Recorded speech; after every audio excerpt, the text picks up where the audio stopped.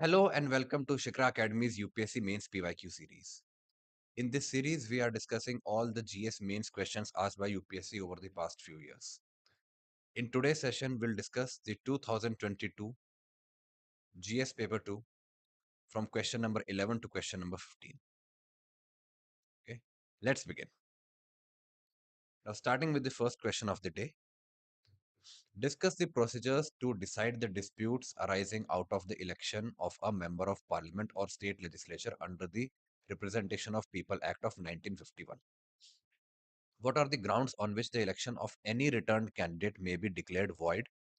What remedy is available to the aggrieved party against the decision? Refer to the case laws.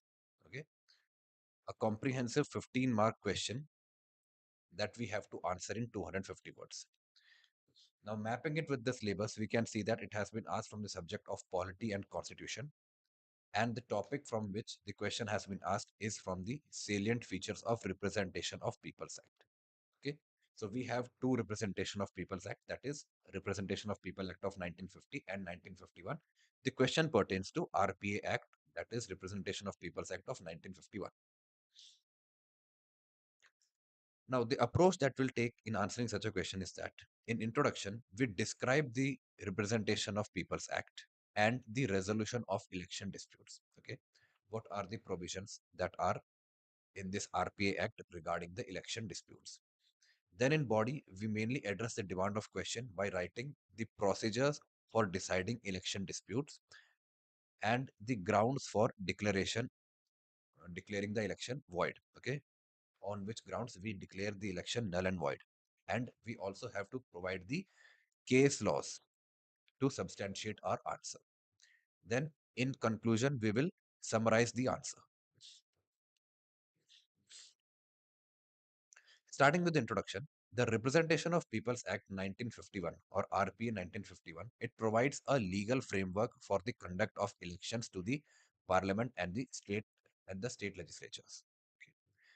And it also provides for the resolution of disputes arising from them. That is, the resolution of disputes arising from the election to the members in the parliament as well as in the state legislature. The election disputes, okay, they ensure the purity and integrity of the electoral process, and which is a cornerstone of the Indian democracy. Okay, uh, because in India we have a functional electoral democracy.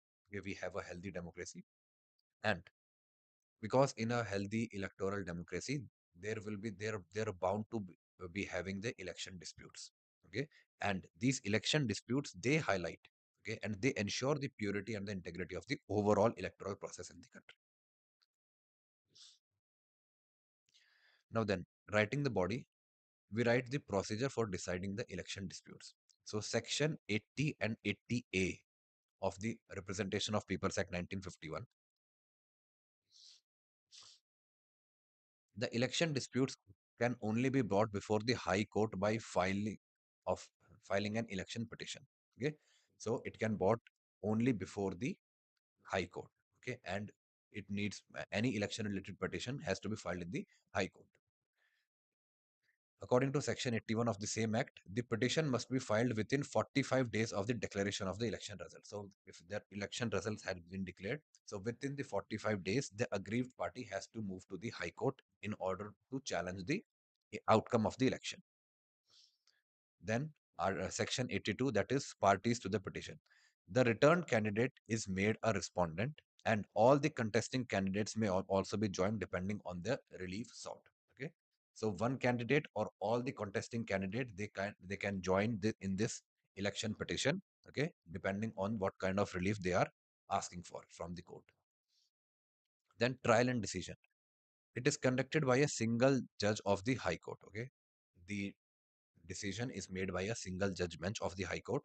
Section 86 of the Act empowers the High Court to dismiss petitions not conforming to the procedural requirements. Now, if the election petition has been filed without following the due procedure, okay, without completing all the procedural requirements, then the High Court, the judge of the High Court can outrightly dismiss the petition, stating the non-compliance with the procedural requirements.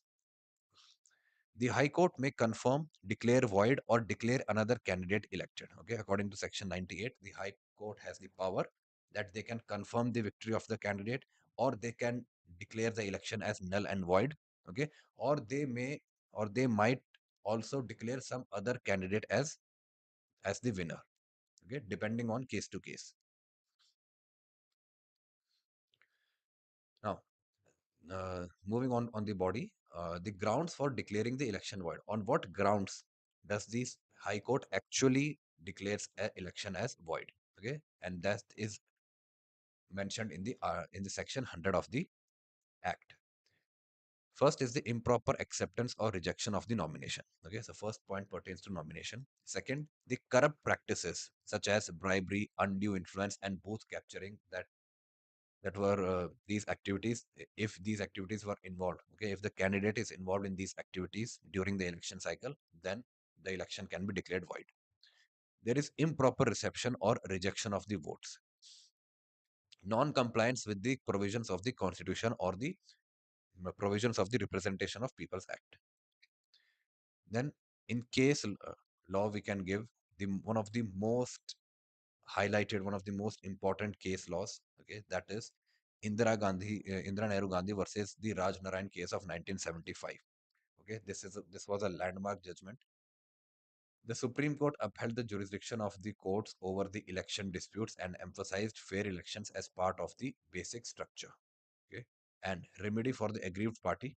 Okay, so after the High Court has declared the judgment, okay, after the High Court has announced its judgment, the aggrieved party can move to Supreme Court. An appeal lies to the Supreme Court under Section 116A within the 30 days of High Court's decisions. Okay, so within 45 days of the declaration of the election result, the aggrieved party has to move to the High Court.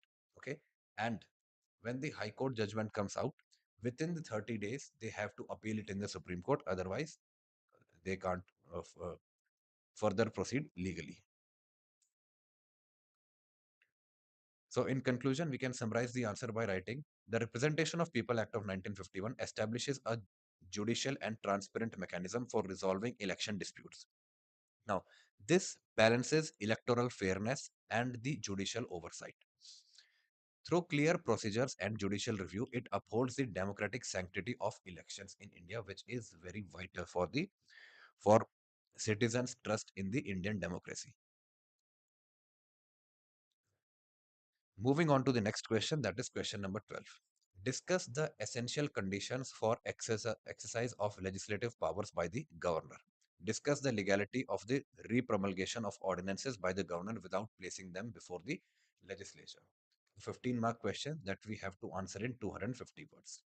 Now, mapping it with the syllabus, we can see that it has been asked from the subject of polity and constitution, and the topic is state legislature. Okay, it is asking about the legislative powers of the governor. Okay, and governor is a part of state legislature. Now, the approach that we'll take in answering such a question is that in introduction, we describe the legislative powers of a governor. Okay, in introduction, we write about the legislative powers of governor.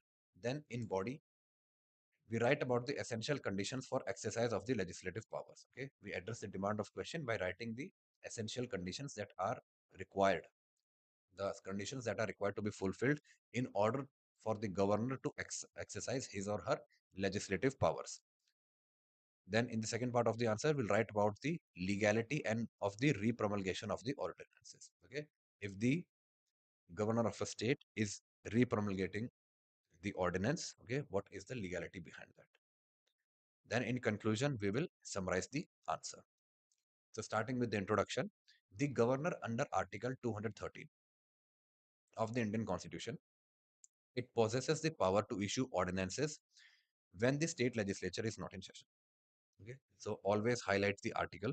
Okay, the article number. So according to Article 213 of the Indian Constitution, the governor of a state, he or she has the power to issue any of the ordinances, okay, when the state legislature is not in session. Now, this power under Article 213, it acts as an emergency legislative measure. It's an emergency legislative measure to to meet the immediate needs, but is subject to the constitutional limitations. Okay, this is not a sweeping power. Okay, the power to issue ordinances. Okay, it is subject to the judicial limitations or the constitutional limitations. Now, some essential conditions need to be exercised when the governor, okay, certain conditions need to be fulfilled before the governor of a state, okay, they exercise his or her legislative power. So the governor can promulgate an ordinance only when, okay, only when the legislature is not in session, okay, either house or both the houses, okay. In case of bicameral legislature, in 6 states of India, we have the bicameral legislature, okay, that is they have a legislative assembly and as well as they have a legislative council, okay. So now when either of the house or both of the houses of the state legislature are not in session, then the governor can promulgate an ordinance. Or if the governor is satisfied that the circumstances exist requiring some immediate action, okay, the ordinance must be laid before the legislature when it reconvenes. Okay, so when after, so suppose uh, an ordinance has been promulgated, and when the legislative assembly was not in session, so after the legislative assembly, okay, it sits or the session is reconvened, okay, so that ordinance must be laid before the legislature and it needs to be passed by the legislature to become a permanent law. Okay. Now this ordinance, it ceases to operate within 6 weeks after the legislature as reassembles unless approved earlier. Okay, so if so on day one, okay, suppose the legislature reassembles, okay, the legislative assembly meets on day one, okay, so then starting from there within 6 weeks, okay, that means within 42 days, the legislative assembly or the legislature of the state, okay, it needs to approve the ordinance in order for that ordinance to become a law. Otherwise, after the expiry of 6 weeks, after the 6 weeks has passed, the ordinance, it ceases to operate or it is null and void. The governor acts on the aid and advice of the Council of Ministers under Article 163. Okay, so these are the essential conditions for the exercise of the legislative powers, or that means the governor can promulgate the ordinances. Now, the legality of the repromulgation of the ordinances. Now, repromulgation, it refers to issuing the same ordinance repeatedly without placing it before the legislature. Okay, so if the governor of a state, after every, they have passed or they have promulgated an ordinance, okay, and without placing it in front of the or before the legislature, without placing it before the legislature, okay, they wait for 6 weeks, okay, the ordinance, it ceases, but then again the same ordinance, okay, is promulgated again, okay, then they wait for some time for it to cease, then they again promulgate it. So this is known as repromulgation of the same ordinance repeatedly. Okay. The Supreme Court in the DC Wadhwa versus State of Bihar case in 1987, the Supreme Court held that the repromulgation of the ordinances without the legislative approval is unconstitutional. Okay. So this practice is unconstitutional, that is repromulgating the same ordinance again and again. Okay. As it bypasses the authority of the legislature. Okay. So it bypasses the authority of the state legislature. Okay. And this violates the democratic principle. Okay. Because it is the authority. Okay. It is the main job of the state legislature. Okay. Making any laws, okay, making any laws is the main job of the state legislature and not of the governor, okay, because governor is also an executive authority that has been appointed by the center, okay, it lacks the democratic mandate.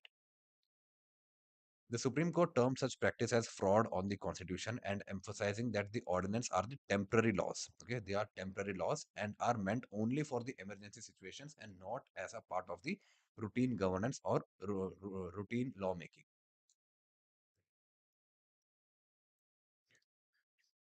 Now, in conclusion, we can summarize the answer by writing the governance ordinance making power is not a substitute to the for the legislative process. Okay, it's not a substitute for the legislative process, but it is an exceptional tool for the urgent situations or during certain uh, immediate circumstances. The repromulgation without the legislative scrutiny undermines the legislative supremacy and the constitutional morality. Hence, it is legally impermissible under the constitutional jurisprudence. Okay, so under the constitution, this is a unconstitutional practice. Okay, and it goes against the spirit of the legislative supremacy as well as the constitutional morality. Moving on to the next question, that is question number 13.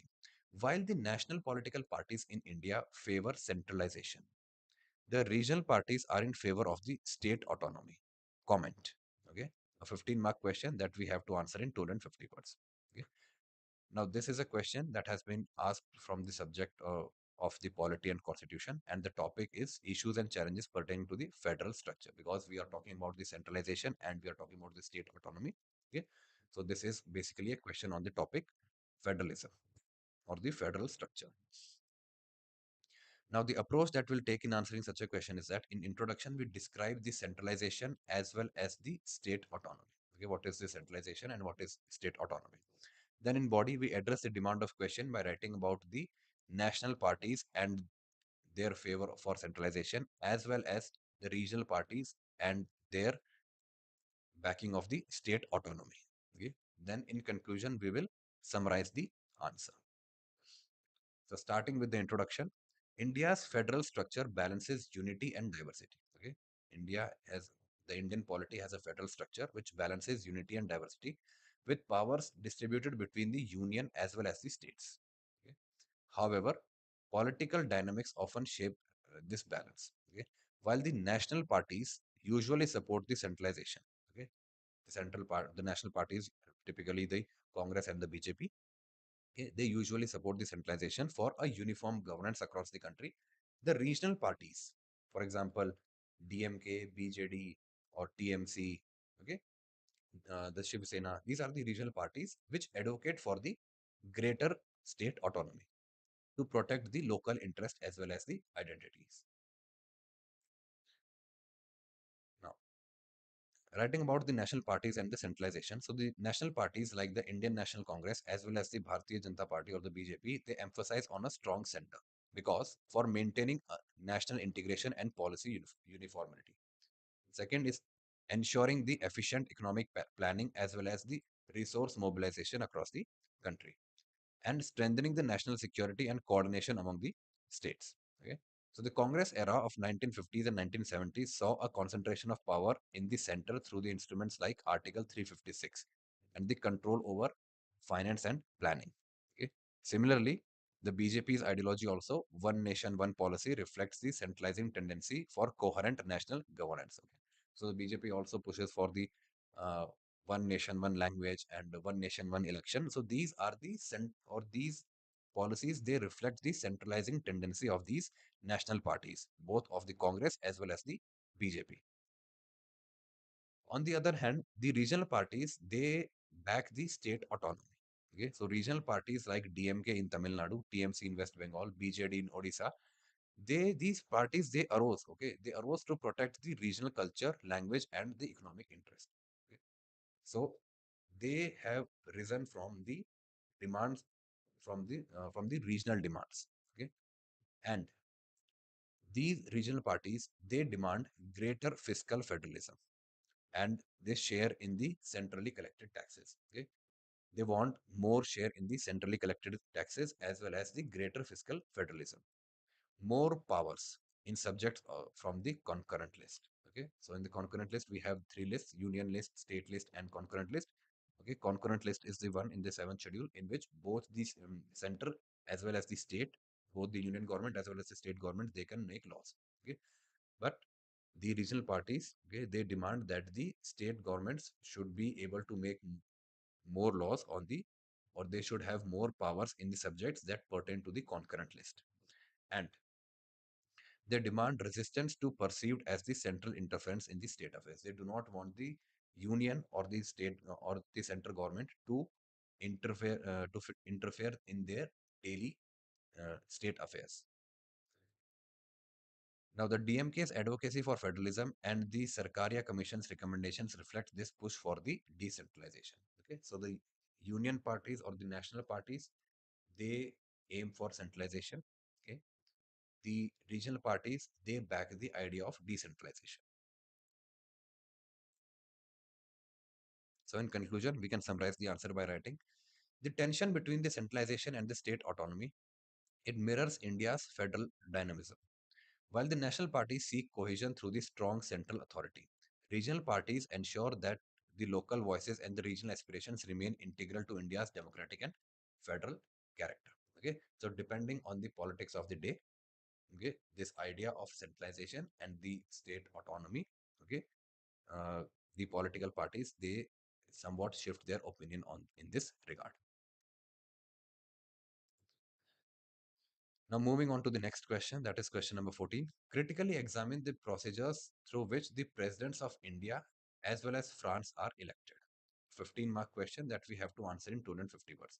Now, please note that this question was asked in the year 2022, and it was the year in 2022 that in July 2022 that India had its presidential election, and also in the August of the same year, France also had their presidential elections.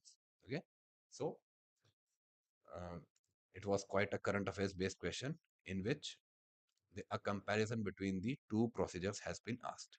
Okay, now mapping it with the syllabus, we can see that it has been asked from the subject of polity and constitution, and the topic is comparison of the Indian constitutional scheme with that of the other countries. Okay, now what we are comparing, we are comparing the presidential election of India and France. Okay, so the approach that we'll take in answering such question is that in introduction we describe the office of the president in both the countries, in both in India as well as France. What is the actually the office of the president? Then in body we address the demand of question by writing about the election of the president of India and the election of the president of France. Okay, and comparing both the election procedures. Then in conclusion we will summarize the answer. So starting with the introduction, the office of the president, okay, it represents the highest constitutional authority in both India and France. Okay, so the office of president is the highest constitutional authority both in India as well as in France. Okay, but their procedures is different. Okay, the procedures of their election reflect the distinct nature of governance, a parliamentary system in India and a semi-presidential system in France. Okay, so in France they have a semi-presidential system. Okay, and in India we have a parliamentary form of democracy. Okay, both are democracy, both are uh, constitutional republics. Okay, and in which the president of both India as well as France, they occupy the highest constitutional authority in their respective countries. Now, in India, the election of president, we have the indirect election. So the president of India is elected indirectly by the electoral college. That means the Indian citizens are not voting directly for the presidential election. Okay. So the president is elected indirectly by an electoral college. Now that electoral college consists of the elected members of the both houses of the parliament, that is Lok Sabha and the Rajya Sabha. Please note that the nominated members are not a part of the electoral college for the election to the president of India. Also, the elected members of the state legislative assemblies of the state legislative assemblies and the legislative assembly of the union territories. We have three union territories having the legislative assemblies, that is Delhi, Puducherry, and Jammu and Kashmir. Okay, so the elected members of these legislative assemblies, they also take part in. They are also a part of the electoral college. Okay, they also vote for the presidential election. Okay, so in a way, we can say that it is the citizens of the country, they itself are electing the president, but not directly, but indirectly via their representatives, via their elected representatives. Okay, none none of the nominated member in either houses of the parliament, okay, or of the state legislatures. Okay, please note that even the members of the state legislative councils in some of the states, okay, they are also not a part of the electoral college. Now, the value of votes. The value of each MLA's vote is based on the population of their state. Okay, so state with larger population, their MLA, the value of their vote will be more as compared to a state having which has a lesser population. So, if we compare the value of the vote of a Sikkim MLA as well as with a Uttar Pradesh MLA, so Uttar Pradesh MLA will have far greater. Their vote will have a far greater value as compared to the value of a MLA's vote from Sikkim.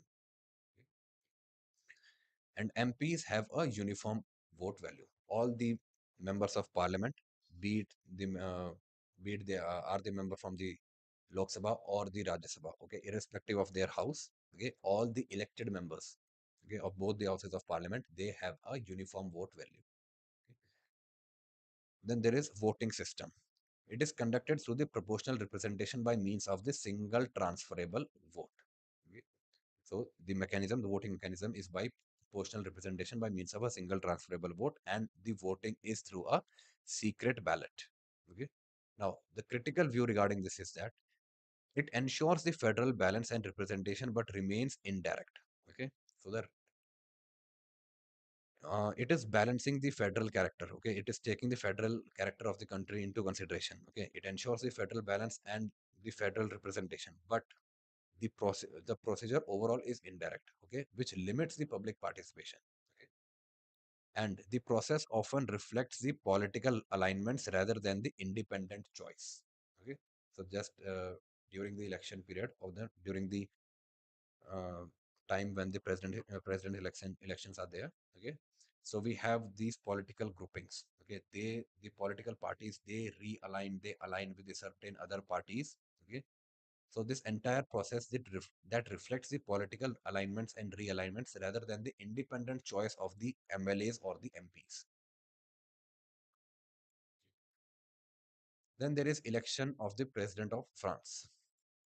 There is a direct election. The French president is elected by the universal adult suffrage for a term of 5-year term. Okay, so the Indian president also has a 5-year term.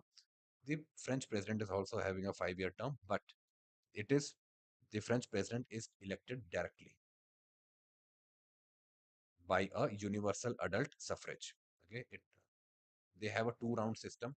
If none of the candidates secure an absolute majority, that means more than 50% of the vote in the first round, then a runoff is held between the top two candidates. So suppose there were five candidates in the first round of a French presidential election, okay, and none of the participants. So this first one has got 30% vote, second has got 20%, then 20%, and then 15% and 15% of if the five candidates are getting these type of votes. Okay. So the top two candidates, okay, that means one having, suppose this 22% and this is 18%. Okay. So the top two candidates, they will then move to the round two of the election. Okay. And in the round two, all the other candidates, they are dropped off, and the public, okay, the citizens then again cast their vote in selecting the president out of that. Okay. Now, if there are two candidates only, then we'll get the majority after the round two. Now, the critical view is that it promotes the direct legitimacy and the popular mandate. Okay. So it's safe to say that the president of France, okay, is elected by a popular mandate and has a direct legitimacy over the electoral entire electoral process. However, it leads to polarization and frequent political cohabitation between the president as well as the prime minister from opposing parties, because it's a semi-presidential system. Okay, so in semi-presidential system, both the president as well as the prime minister, they are very much powerful. Okay, prime minister is the head of the government, and the president is the head of the state. Okay, and unlike the parliamentary system in which the president is just a nominal head, okay, in the semi-presidential system, the president holds sufficient powers. Okay, it is the also the head of the executive also. Okay, now many a times what happens is the president as well, because the president is also elected directly, and the house or the legislature is also elected directly. So many a times what can happen is that individuals from different parties can become the president and the prime minister. Okay, so that can lead to the political cohabitation, and as well as certain frequency or certain resistance, certain friction between the president as well as the prime minister if they are from the opposing party. Then in conclusion, we can write, while the India's presidential system or the presidential election, it emphasizes on federal representation. Okay, we have more focus on the federal representation and the parliamentary supremacy. The France system upholds the popular sovereignty as well as the executive legitimacy.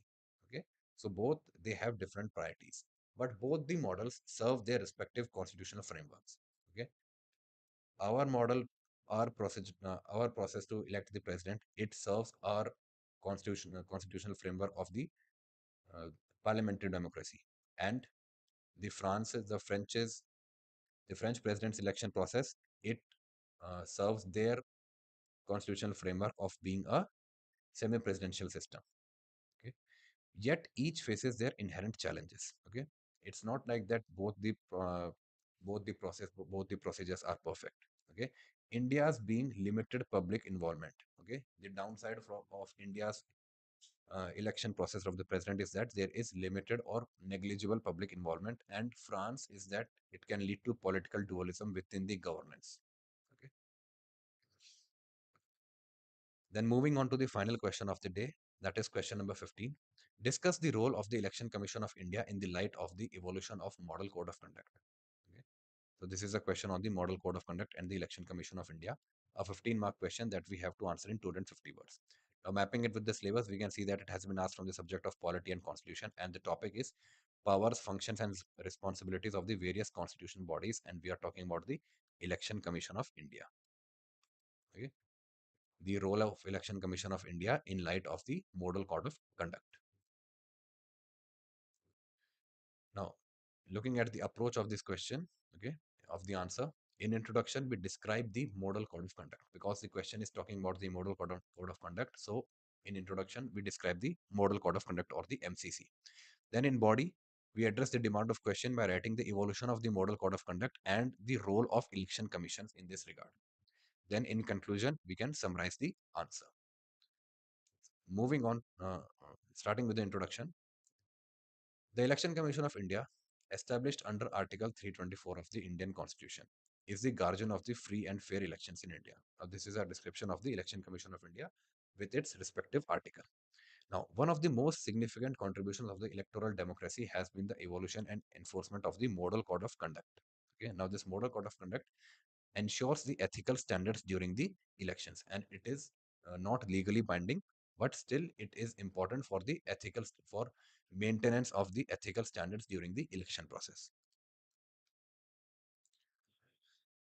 Now, this evolution of the Model Code of Conduct, so it originated in Kerala in 1960 as a set of the voluntary guidelines for the political parties during the elections. So during the 1960 Kerala elections, okay, the Election Commission of India, it released certain voluntary guidelines for the political parties during the elections to follow or to uphold. Then there is national adoption. It was first implemented nationally during the 1962 Lok Sabha election. So after its trial run in 1960 Kerala election, in 1962 in the next Lok Sabha election, okay, it was implemented nationally throughout the country. And it was later refined after the 1967 elections when the ECI began formally enforcing it. Okay, so after 1967, the ECI formally began to enforce it. Okay, but still note that it is not legally binding. So legal status is that although not legally binding, the MCC derives authority from the ECI's constitutional mandate and moral legitimacy.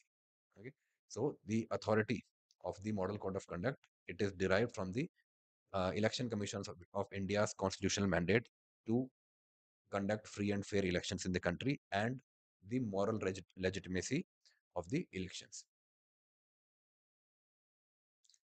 Now, the role of Election Commission in upholding or in implementing the Model Code of Conduct. So, it is the enforcement authority. The ECI monitors the political behavior, ensuring the adherence to the MCC once elections are announced. Okay, so once the elections are announced, so uh, after the press conference in which the election commissioner, okay, the chief election commissioner gives the date of the election and of the result. Okay, that is the announcement of the election. So on the date on which the elections are announced, okay, after that till the results of the elections are declared, okay, that MCC is enforced during that period. Okay, the period between the announcement of the elections and the declaration of the result. Okay, then curbing malpractices. The MCC, the Election Commission of India, prohibits the misuse of the official machinery, hate speech, and inducements to the voters. Then there is innovations in enforcement. Okay, so the Election Commission of India uses various tools and various methods to ensure the enforcement of the Model Code of Conduct.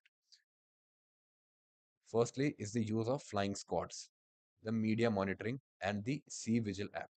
Okay, So C Vigil app that was launched in 2018 is of a very good invention or very good innovation by the Election Commission of India uh, to ensure the enforcement of the Model Code of Conduct. Okay, so it has strengthened the real-time implementation of the MCC. Then there is judicial backing. So Supreme Court has upheld the ECI's autonomy or the Election Commission of India's autonomy, reinforcing its role as a neutral arbiter. Okay, and the case was the S. Subramaniam Balaji versus State of Tamil Nadu in 2013. Okay. So in conclusion, we can write the ECI's proactive role in evolving and enforcing the MCC has deepened public trust in India's electoral process. Okay. Now, despite lacking a statutory backing, okay, so the MCC doesn't have a statutory backing. It's the moral and constitutional authority, okay, that ensures a level playing field. Okay. The moral as well as the constitutional authority ensures a level playing field, reflecting the maturity of the Indian democratic ethos or the Indian democratic process. Okay, so that these were the 5 questions that we have discussed